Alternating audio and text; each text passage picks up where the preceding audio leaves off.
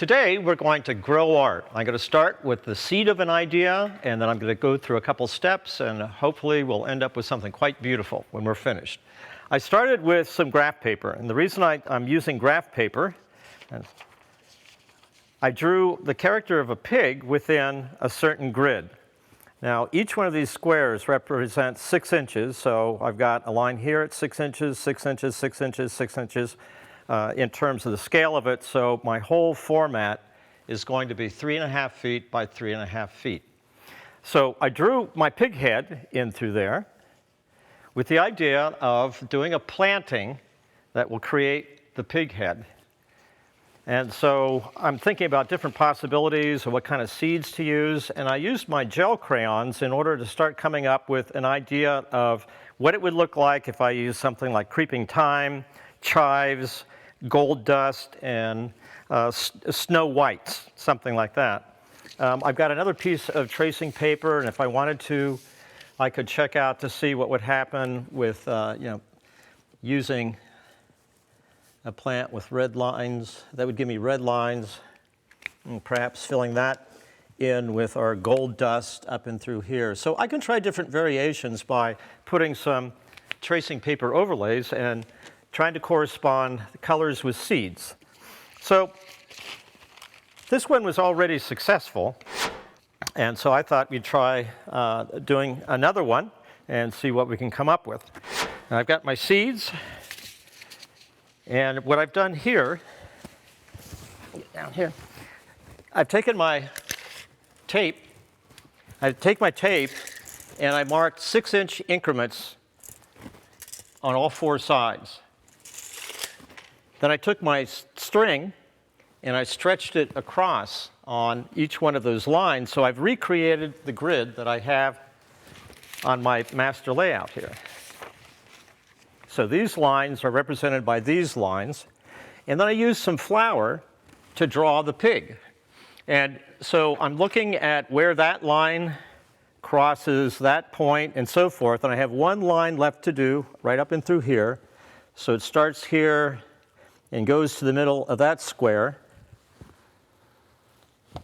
And then you can see the way that it swoops down in that direction and comes to that midpoint right there. So I'm picking out key points to help me distribute the flour as if I was drawing a line. So now I'm done drawing, and I'm going to remove my grid.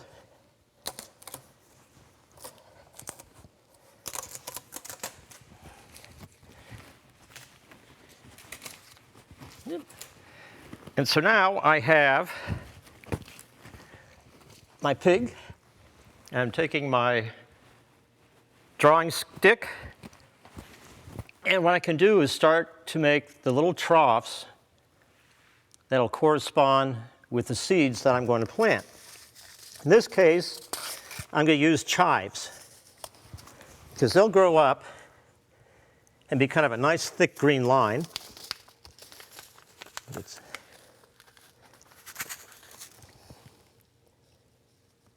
And I'm going to put them in fairly densely because I really want them to be a very nice, dense, specific line.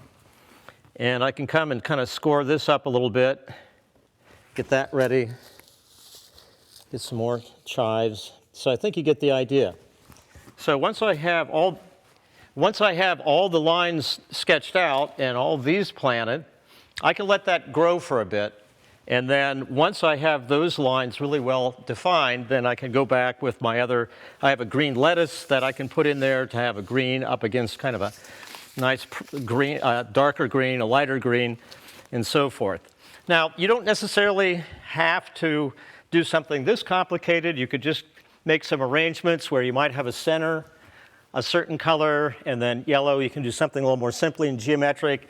But if you feel a little bit more ambitious, then you can do a project like this. And so once I water it down, it doesn't make any difference what happens to the flour, because it'll just wash away, and then within a certain period of time, I'll start seeing where my green line is, and then I can go ahead and finish planting the rest of the seeds. So we're kind of starting with an idea. We try different color combinations.